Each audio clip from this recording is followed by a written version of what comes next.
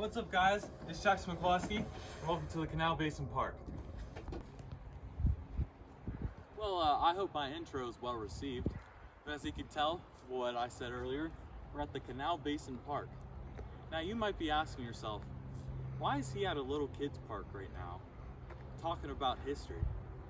Well, one word comes to mind: transportation. As you can see in one singular spot, we see 3 out of the 4 main forms of transportation used in the United States. You see cars right there, trains back there. And what's the third, you might ask? Well, it's the Canal Basin. And I'll tell you about that here soon. Before I show you what the Canal Basin would look like, or the mock one, first I want to show you what it would look like being put in place. Where I'm standing here would be a lot of times where the horse will be dragging the boat along. Now, this horse wouldn't be by itself. A lot of times a worker would be dragging it along, and the horse would have the rope tied around its neck. And the boat would go downstream until it hits a canal. Now, I'll show you what that canal looks like. Here in the park, they actually have a cool model of what a canal basin would actually look like in the real world. From the doors down here, to the wood planks that would take in the ship as it was going. Now, how would it work in real life, you ask? What would happen is, this one is an example of it needing to go downstream. It would go on the wood planks up here, it would come down here, and now when it went in within these doors, speed was key.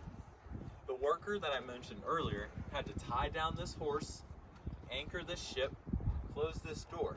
Now, there are 2 different things about the Canal Basin that affects the trip later.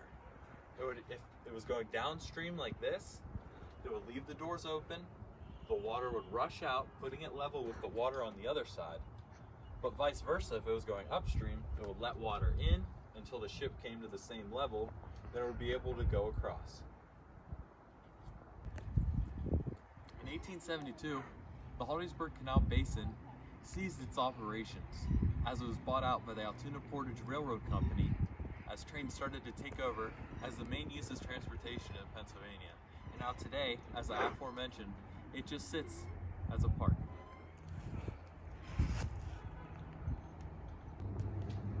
Now, I'm here at the stage at the Canal Basin Park to bring you this question.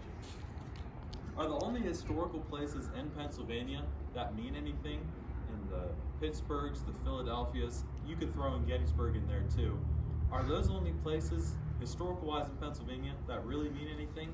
But now I realize that this little town called Hollidaysburg could mean a lot to Pennsylvania's transportation. With the canal basins of the river, the trains, or even the cars, transportation impacts Pennsylvania and its economy a lot. Now is a fun place to bring your kids or adults to find out about the history of Pennsylvania in unexpected places.